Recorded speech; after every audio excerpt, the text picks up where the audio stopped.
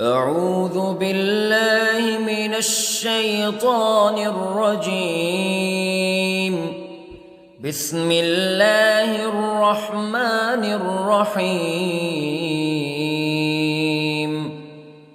الرحمن علم القرآن خلق الإنسان علمه البيان.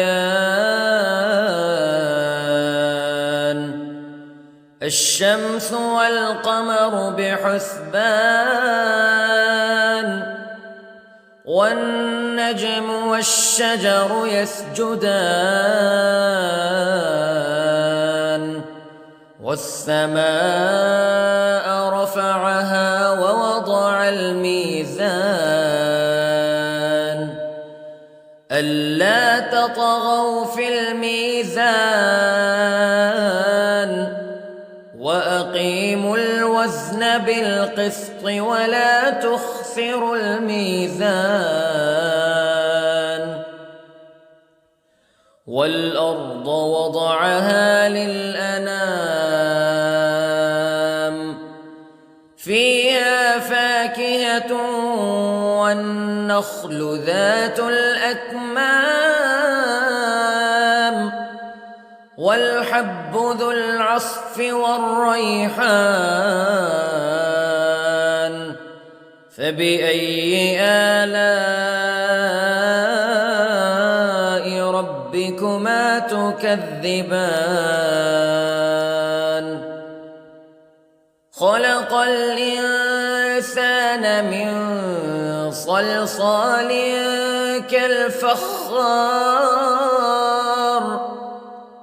وخلق الجان من مارج من نار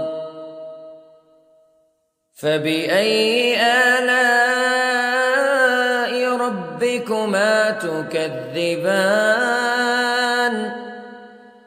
رب المشرقين ورب المغربين فبأي آلاء ربكما تكذبان.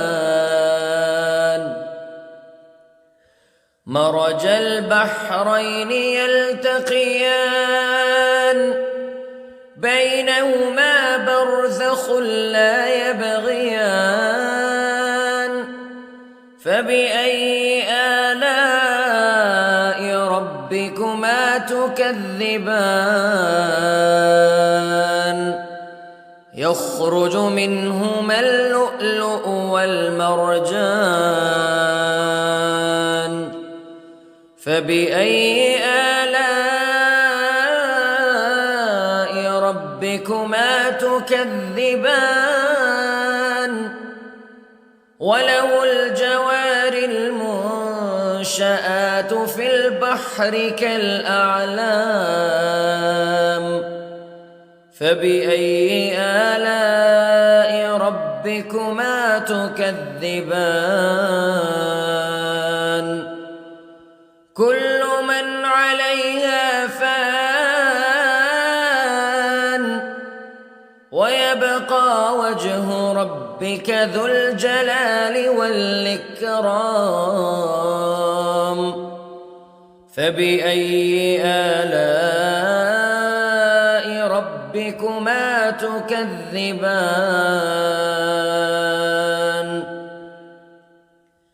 يسأله من في السماوات والأرض كل يوم هو في شأن فبأي آلاء ربكما تكذبان. سنفرغ لكم أيها الثقلان فبأي آلاء ربكما تكذبان.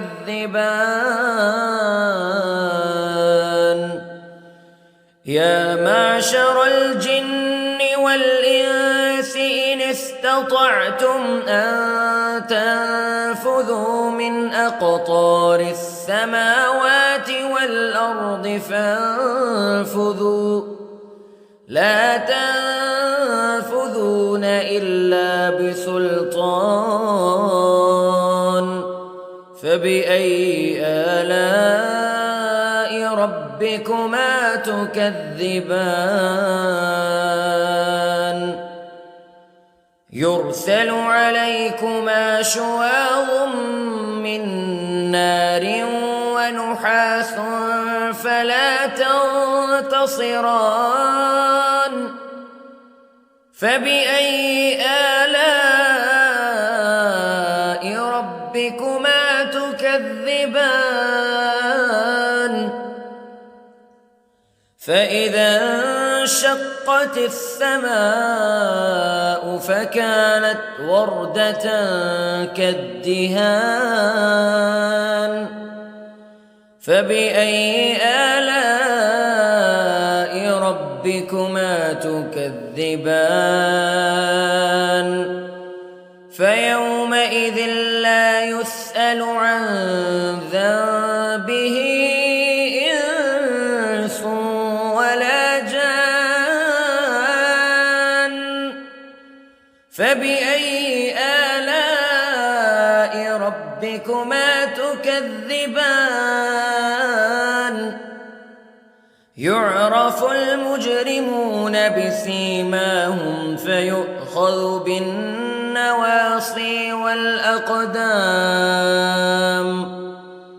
فبأي آلاء ربكما تكذبان هذه جهنم التي يكذب بها المجرمون يطوفون بينها وبين حميم آن فبأي آلاء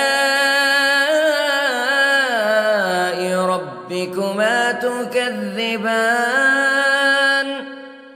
ولمن خاف مقام ربه جنتان فبأي آلاء ربكما تكذبان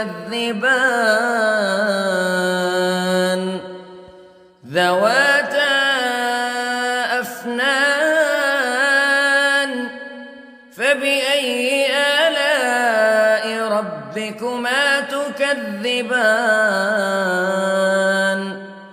فيهما عينان تجريان فبأي آلاء ربكما تكذبان فيهما من كل فاكهة زوجان فبأي آلاء ربكما تكذبان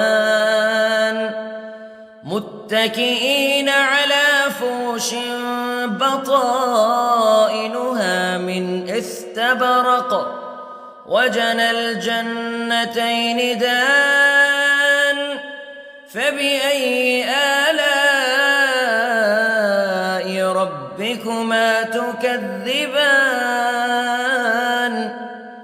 فيهن قاصرات الطرف لم يطمثهن إنس قبلهم ولا جان فبأي آلاء ربكما تكذبان كأنهن الياقوت والمرجان فبأي آلاء ربكما تكذبان هل جزاء الإحسان إلا الإحسان فبأي آلاء ربكما تكذبان ومن دونهما جنتان فبأي آلاء ربكما تكذبان مدهامتان فبأي آلاء ربكما تكذبان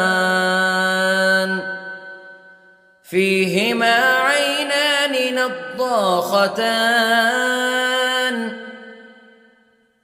فبأي آلاء ربكما تكذبان فيهما فاكهة ونخل ورمان فبأي آلاء ربكما تكذبان فيهن خيرات حسان فبأي آلاء ربكما تكذبان حور مقصورات في الخيام فبأي آلاء ربكما تكذبان لم يطمثهن إنس قبلهم ولا جان فبأي آلاء ربكما تكذبان